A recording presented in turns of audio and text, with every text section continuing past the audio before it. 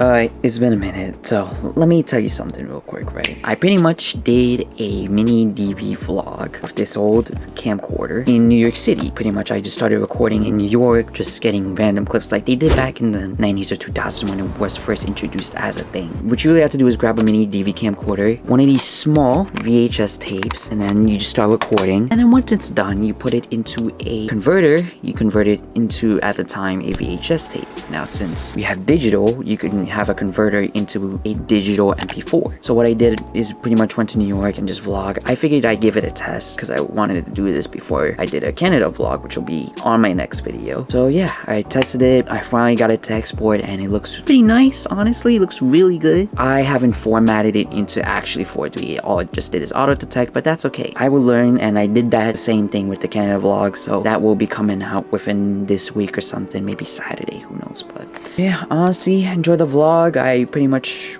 put some random clips in with my own camcorder, so yeah, enjoy that. Like, comment, subscribe, and I'll see you in the next video.